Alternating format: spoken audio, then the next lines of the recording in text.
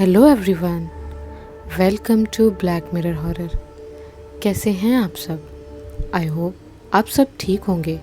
आज मैं आप सभी के लिए आपकी बेहद पसंदीदा कहानी अघोरी की कहानी लेकर आई हूँ और उम्मीद करती हूँ कि आपको ये कहानी पसंद आएगी। कहानी पसंद आए तो इस वीडियो को लाइक और चैनल को सब्सक्राइब ज़रूर कीजिएगा और साथ ही इन वीडियोज़ को ज़्यादा से ज़्यादा शेयर कीजिएगा ताकि बाकी लोग भी इन कहानियों को सुन सके। तो चलिए ज़्यादा देर ना करते हुए हम बढ़ते हैं हमारी आज की कहानी की ओर। मनोज के साथ बनारस से मैं अभी अभी आई थी। नई नौकरी के कारण हमको दिल्ली से बनारस आना पड़ा। मनोज सिविल इंजीनियर हैं, इसी कारण इनकी नौकरी शिफ्ट वाइज लगती रहती है। मैं एक पूजा पाठ करने वाले धार्मिक परिवार की लड़की थी। बचपन से ही लड़कियों को शिव भगवान से लगाव होता ही है, वही हाल मेरा था। शिव आराधना में लीन रहना मेरी आदत बन गई थी, तो इसीलिए बनारस में रहना मेरे और मेरे परिवार के लिए स्वर्ग जैसा ही था, जिसके लिए मैं भी बहुत खुश थी। बनारस की तंग गलियों में भी मुझे जलेबी जैसी मिठास महसूस होती थी। बनारस में घर घर से आती मधुर शंख की ध्वनि ही मेरा अलार्म थी। भोलेनाथ और गंगा मैया के गूंजते जयकारे ही संगीत।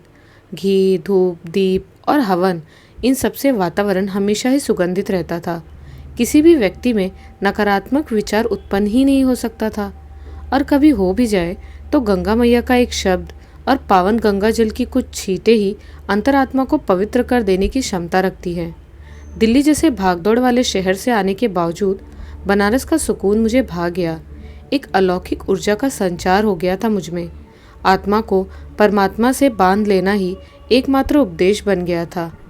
पूरे बनारस को अपने रूह में समा लेना चाहती थी मैं। आत्मविश्वास से तो भरी थी ही, इसलिए मनोज से पूछने से पहले ही मैंने पूरी तैयारी कर ली थी। फ़ोन से सर्च कर करके पूरा बनारस की लिस्ट बना ली थी, जिसका शुभ आरंभ मैं दिवाली के बाद करने वाली थी। अब एक एक दिन मेरे लिए काटना बहुत मुश्किल था। रात दिन मैं बस यही सोच रही थी कि कैसे, कब और कहाँ से शुरू करूँ। एक दिन मैं कुछ ठीक महसूस नहीं कर रही थी, इसलिए देर से सोकर उठी। मनोज ने ही मुझे उठाया और बोला, शिवानी उठो जल्दी, मुझे देर हो रही है, ऑफिस जाना है। मैं निकल रहा हूँ, नाश्ता वहीं कर लूँगा। उठो और दरवाज़ा बंद कर लो। मैं भी नींद में बोली, करती हूँ। आज मुझे अपनी तबीयत भी कुछ ठीक नहीं लग रही, आज सिर्फ आराम ही करूँगी। ये बोलते हुए मैं उठी और मनोज को भेजकर फिर सो गई। कुछ देर बाद चाय की चाहत ने मुझे उठने पर मजबूर कर दिया। मैंने चाय बनाई और हॉल में खिड़की के पास बैठकर चाय का आनंद लेने लगी। तभी दरवाजे पर दस्तक हुई। मैंने दरवाज़ा खोला और खोलते ही मैं डर गई। सामने एक अघोरी बाबा खड़े थे। काला चमकदार रंग, लाल लाल मोती जैसी आंखें, पूरे माथे पर लगी हुई सफ़ेद भस्म, तन पर बस एक लाल लंगोट, हाथों में एक जल से भरा कमंडल उनके रौद्र रूप को पूरा कर रहा था। मैं कुछ डर गई, पर निडरता दिखाते हुए बोली, हाँ बाबा, कुछ चाहिए आपको? अघोरी उन्हीं लाल लाल मोटी आंखों से घूरते रहे मुझे। मैं फिर हिम्मत कर बोली, बाबा बोलिए, कुछ खाना है आपको? रुकिए, मैं कुछ लाती हूँ। ये बोलकर मैं किचन की तरफ चल दी। किचन से पानी लेने ही वाली थी कि याद आया उनके कमंडल में पानी है। फिर सोचा चलो एक चाय ले चलती हूँ। ये सोचकर मैं उनके लिए चाय लेकर दरवाजे के पास आ गई। तभी देखा वो अघोरी बाबा वहाँ नहीं थे, वो गली में ही दूर निकल गए थे। इस खिली धूप में उनकी काली पीठ बहुत ही तेज चमक रही थी। मैंने कई बार आवाज़ लगाने पर भी उन्होंने पलट कर नहीं देखा। तभी वहाँ से गुजरती हुई एक महिला ने कहा, क्या हुआ, इतनी धूप में किसको पुकार रही हो? मैं बोली, एक बाबा आए थे, उनके लिए चाय लाई थी, पता नहीं कहाँ चले गए। महिला, अरे तुम मुझे क्यों नहीं दिखे कोई आते हुए? फिर कहीं और निकल गए होंगे। ये बोलकर मैं घर के अंदर आ गई, पर पूरा दिन तबीयत भूलकर मेरा मन उस अघोरी बाबा की लाल आंखों में लगा रहा। मन में डर और विस्मयता दोनों का मिश्रित भाव जगा हुआ था। किसी तरह एक दो दिन बीत गया। फिर कोई साधु भिक्षा लेने आया तो मुझे वो अघोरी ही याद आ जाते, पर फिर भी मैं किसी से कुछ कह नहीं पा रही थी। मैं यहाँ किसी को भी नहीं जानती थी और न ही मेरा कोई दोस्त था यहाँ। मनोज से बोलने की कोशिश की तो मनोज बोले, कुछ नहीं, तुम कुछ ज़्यादा ही सोच रही हो। यहाँ पग पग पर साधु और अघोरी मिलते रहते हैं, क्या सबके बारे में ऐसा ही सोचोगी? पर क्या करूँ, वो अघोरी मुझे अपनी ओर खींच रहे थे। उनकी वो आंखें मुझसे कुछ कह रही थी, जो मुझे अंदर तक देख रही थी। ऐसा मुझे आभास हो रहा था। अपने मन के सभी विचारों को एक तरफ रखकर मैं भूलने की असफल कोशिश करती रही और अपने दैनिक जीवन में खुश रहने लगी। तभी अचानक एक दिन मनोज ने बोला, शिवानी, क्या आज तुम गंगा घाट पर मेरे साथ चलोगी? मैंने खुशी में हाँ में सिर हिला दिया और तुरंत तैयार हो गई।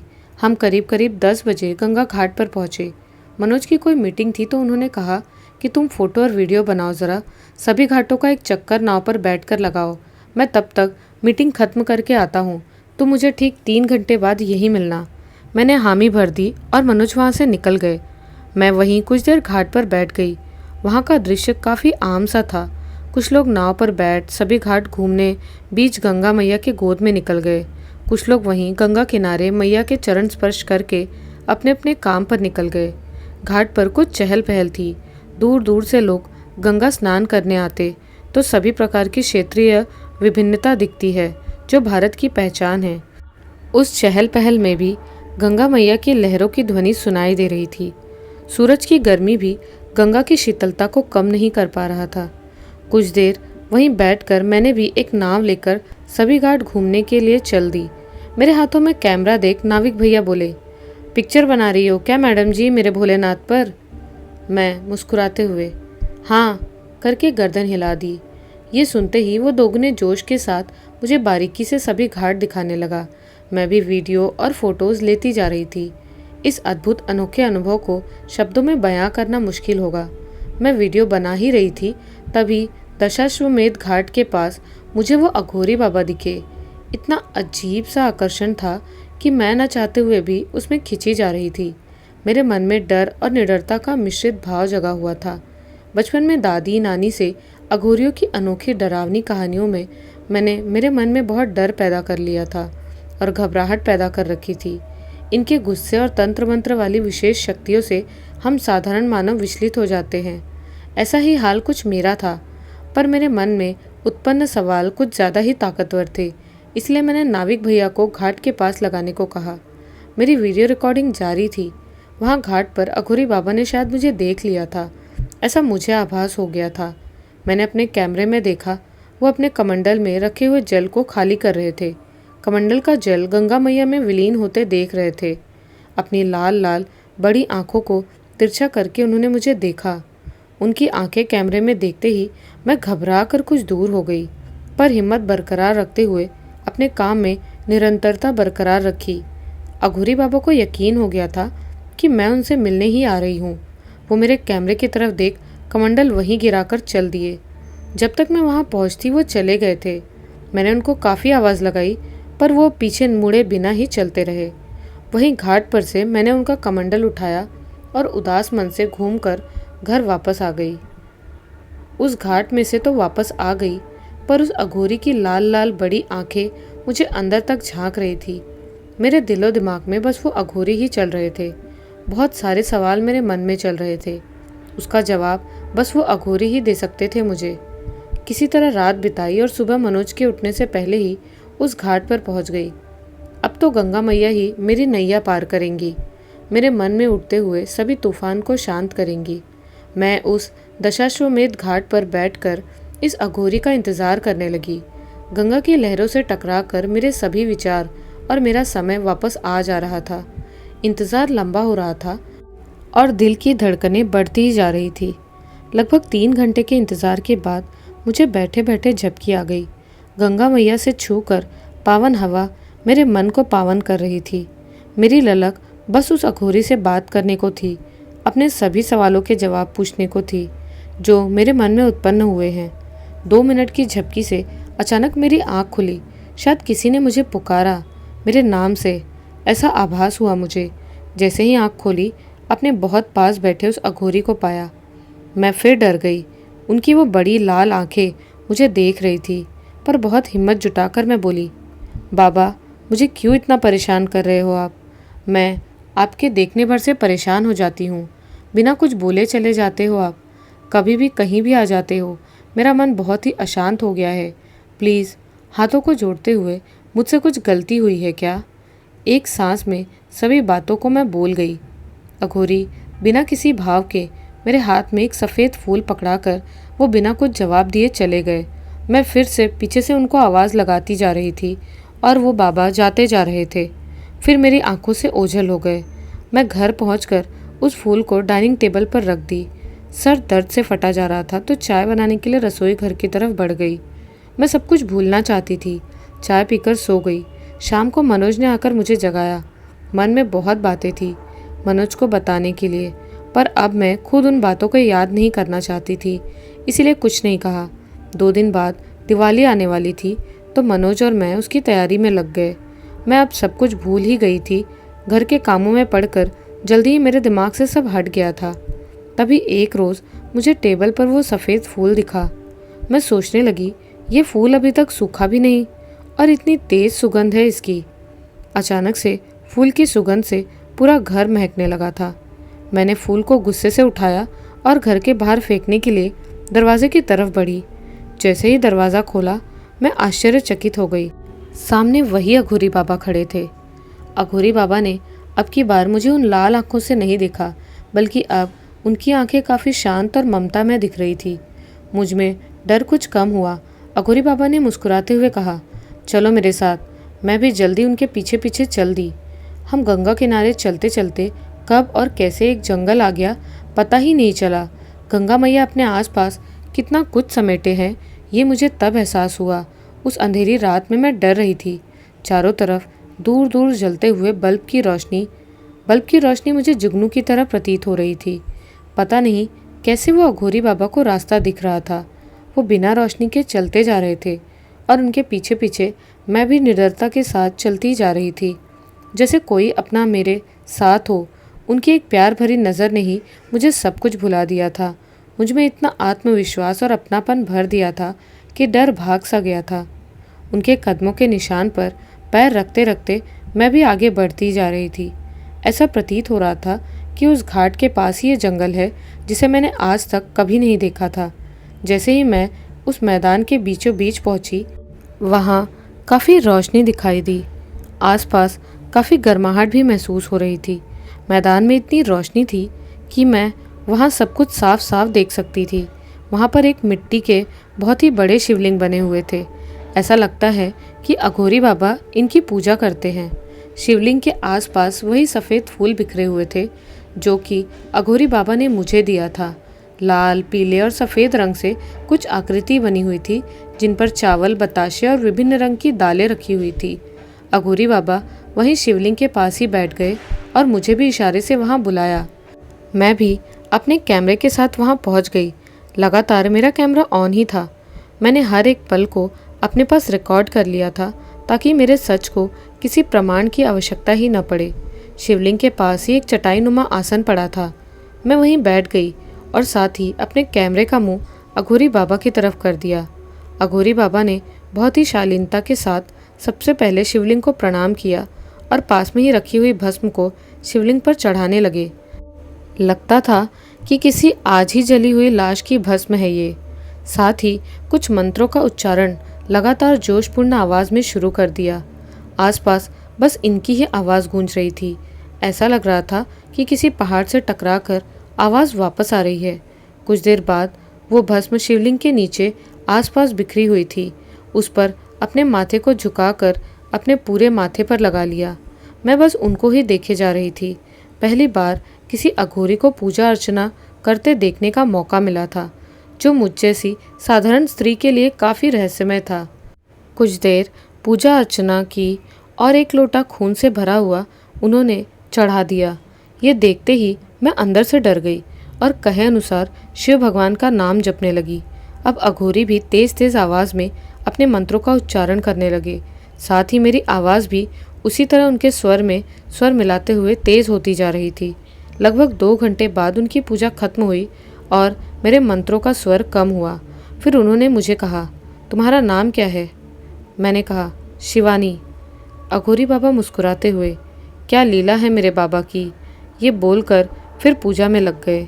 अब तो मैं और डर गई और मनोज का इंतज़ार करने लगी। अघोरी बाबा, पूछो, तुमको क्या पूछना था? आपको देख मुझे इतना खिंचाव आपके प्रति क्यों हो रहा है? मुझे आपसे डर लगता है। पर मैं आपसे दूर भी नहीं जा पा रही। अघोरी बाबा, तुमको मैंने बहुत मेहनत से खोजा है और तुम काल भैरव के राजा शिव की भक्त हो और मैं काल भैरव का। हमारे बीच रिश्ता तो है। कैसा रिश्ता? अघोरी बाबा, सब बताऊंगा, थोड़ा इंतज़ार करो। ये बोलते ही पास रखी हुई भस्म जिसको उन्होंने शिवलिंग पर चढ़ाया था, उसी भस्म को अपनी एक हाथ की मुट्ठी से उठाया और वहीं ज़मीन पर कुछ मंत्र पढ़कर फेंका। तभी वहाँ पर आग जलने लगी। मैं आग की गर्मी महसूस कर पा रही थी। मन कर रहा था कि कुछ पीछे खिसक जाऊं, पर डर ने मुझे इसका सामना करना सिखा दिया था और वो अग्नि की लपटें एक हवन कुंड का स्वरूप ले चुकी थी। हवन शुरू हो गया था।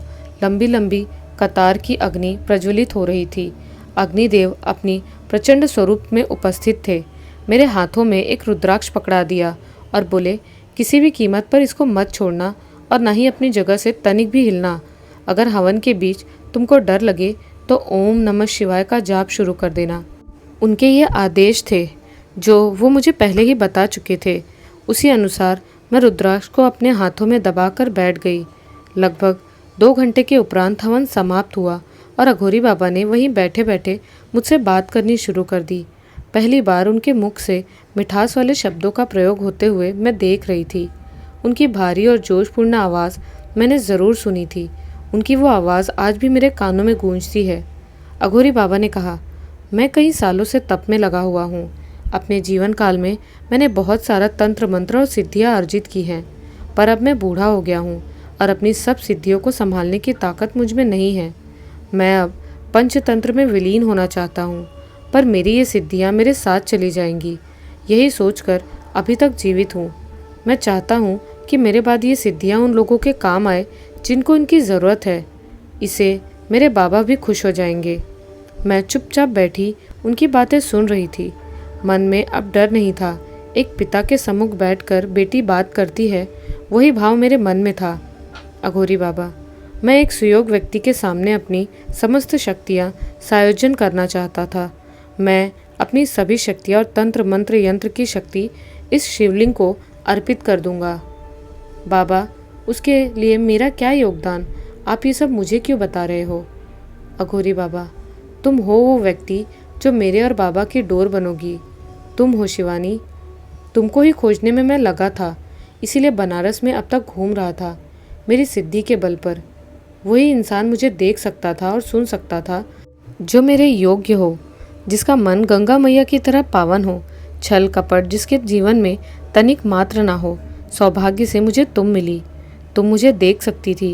मेरे रौद्र रूप में भी तुमने उसका सामना बड़ी निडरता के साथ किया।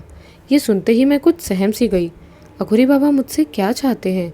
और सोचने लगी कि कहीं वो अपनी समस्त सिद्धियाँ मुझ जैसी साधारण कन्या को तो नहीं दे रहे।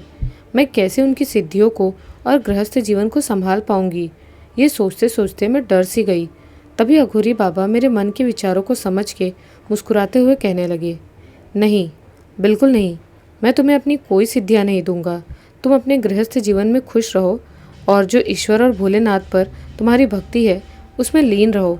ईश्वर करे तुम अपने गृहस्थ जीवन को सकुशल और स्वरूप निर्वाह कर सको। आज तक मैं इस मिट्टी के शिवलिंग को ही अपना भगवान मानकर पूजता रहा, इनकी पूजा अर्चना करता रहा हूँ और अपनी सभी सिद्धियाँ, तंत्र मंत्र शक्तियाँ सभी को इस शिवलिंग में ही समर्पित करके पंचतंत्र में विलीन हो जाऊँगा। तुमसे बस ये एक विनती है कि मेरे शिवलिंग की पूजा अर्चना समय समय पर आए कुछ खास दिवस पर तुम अपने हाथों से करना। मेरे पंचतत्व में विलीन होने के बाद ये शिवलिंग मानव के कष्टों को दूर करने के लिए पूर्णतः सिद्ध हो जाएगा। जो भी मानव अपने कष्ट का निवारण हेतु इधर आएगा वो निस्संदेह खुश होकर जाएगा। एक अघोरी जन कल्याण के लिए ही जन्म लेता है, ये बात लोगों तक पहुंचाना। लोग अघोरी से डरे ना, बल्कि उनकी कठोर तपस्या को समझे और एक दिव्य दृष्टि से देखे। मैं बस यही चाहता हूँ। मैंने सभी कार्य पूर्ण कर लिया है और अब ये शिवलिंग मैं तुमको सौंप कर जा रहा हूँ। एक भक्त अपने भगवान तुमको सौंप कर जाना चाहता है। उम्मीद करता हूँ कि तुम मेरे इस कथन को समझकर अपनी क्षमता के अनुरूप कार्य करोगी। ये बात सुनते ही मैं कुछ बोलूँ इससे पहले ही अघोरी बाबा ने अपने तन को उस हवन कुंड में डाल दिया। मैं स्तब्ध खड़ी हुई सोचने लगी कि मैं आगे क्या करूँगी, इतनी बड़ी जिम्मेदारियों को मैं कैसे निभाऊंगी। तभी मनोज भागे भागे वहाँ आ गए और बोले, मैं काफ़ी समय से इस स्थान के आसपास ही घूम रहा था, पर मुझे कुछ भी नज़र नहीं आया। फिर अचानक से एक दिव्य प्रकाश आया और तुम्हें यहाँ पर बैठा हुआ दिखा। मैं बिना कुछ बोले कैमरा मनोज को पकड़ाकर आगे बढ़ गई। बुद्ध की तरह घर की ओर चल दी। एक अघोरी जिसने अपना तप, जो वर्षों से कठोर तपस्या कर प्राप्त किया था, अपने जीवन की पूंजी अपने भगवान एक साधारण स्त्री को, एक साधारण नारी को सौंप दिए। तो चलिए अब सुनते हैं हमारी आज की दूसरी कहानी, डर का मंजर। रात के 2 बज रहे थे। करवट लेते वक्त मेरी नज़र शीशे के सामने पड़ी। शीशे के सामने एक लड़की बैठी अपने बाल संवार रही थी।